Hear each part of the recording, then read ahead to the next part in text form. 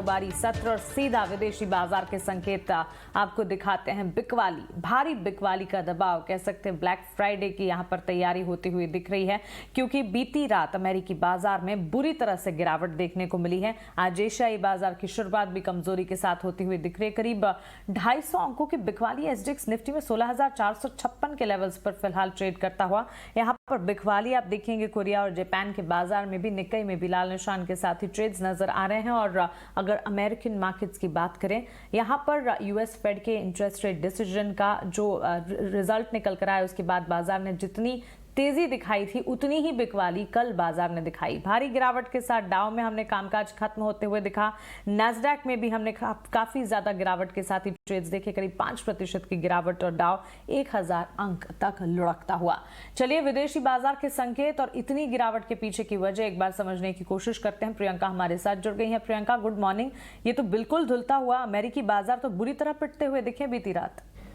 Absolutely Mansi, देखिए एक ही दिन का शायद चेयर अप था और उसके बाद आप फिर से 2020 तक के लेवल्स, सिंगल डे के फॉल के, आपको वही साल याद आ जाता है। इनफैक्ट अब हम रिवर्स चल रहे हैं ऐसा लगता है। कल डेज हाई पे खुले दोनों ही इंडाइसेस और डेज हाई से जिस तरह से बिकवाली का दबाव बना वो पूरे दिन हावी रहा और नैस्डैक में 5% तक का फॉल। तो मेजरली जो टेक में स्लम्प आ रहा है, डाउ भी लगभग 1000 पॉइंट्स टूटा है, लेकिन नैस्डैक में जिस तरह की सेल ऑफ आई है majorly because of the technology shares, cloud companies हो, ई रिटेलर्स हो या फिर मेगा कैप कंपनीज हो, सभी में स्टीप डिक्लाइंस देखने को मिले।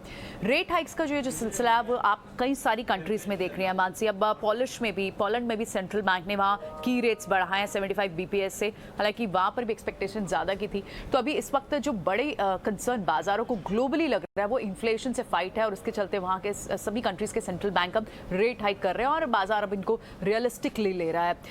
यहाँ पर अगर सिर्फ यूएस मार्केट्स की बात नहीं करें, आप निक्केई की भी देखें तो वहाँ से भी आपको कमज़ोर शुरुआत दिखाई दे रही है। देखना होगा कि ये कमज़ोरी कितनी दिन के समय दौरान बढ़ती है। यूएस डॉलर इंडेक्स अब भी आपको अनकंफर्टेबल लेवल्स पे दिखाएगा, 103 के पार, इनफैक्ट अब 104 की तरफ चाल उसकी बढ़ती हुई दिखाई दे रही है। और बॉन्ड यील्ड फिर से एक बार 3% के पार चले गई। सोमवार को 3% के पार जाने के बाद बॉन्ड यील्ड थोड़ी सी कूल ऑफ हुई थी, लेकिन कल फिर हमने एक बार बॉन्ड यील्ड में भी एक स्पाइक देखा। और साथ ही क्योंकि कच्चे मजबूत डॉलर है अभी फिलहाल, जिसके चलते आप एक स्टेबल ऑयल प्राइसेस देख रहे हैं, तो कमोडिटी के प्राइसेस आपको अभी उसी तरह से एलिवेटेड लेवल्स पर दिखाई दे रहे हैं। इन्फ्लेशन के अगेंस्ट फाइट है।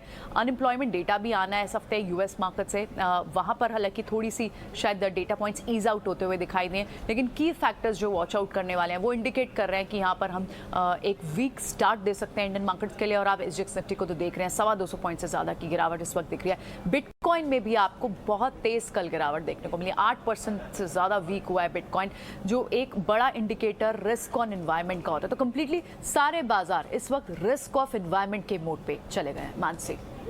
बिल्कुल प्रियंका, शुक्रिया विदेशी बाजार के संकेत हमें बताने के लिए। तो क्लियरली बिकवाली का दबाव यहां पर देखने को मिल रहा है और तमाम इंडेक्स अगर देखें, डाउ हो चाहे एसएनपी, नैस्डैक कल बुरी तरह से टूटते हुए हमने देखे। डाउ में करीब 1000 अंकों से ऊपर की बिकवाली, एसएनपी भी बिखरता हुआ करीब 4% की गिरावट और टेक्नोलॉजी हैवी नैस्डैक में हमने देखा करीब 5% की गिरावट के साथ ही ट्रेड्स नजर आए। इस बीच अगर कच्चे तेल की चाल को देखें, 110-111 डॉलर के आसपास यहाँ पर भी ट्रेड्स नजर आ रहे हैं। और एसजीएक्स निफ्टी की जो कमजोरी है, ये कमजोरी अगर ऐसे ही बरकरार रहती है तो फिर भारतीय बाजार के लिए भी बिल्कुल कंसर्न साबित होते हुए दिखेंगे।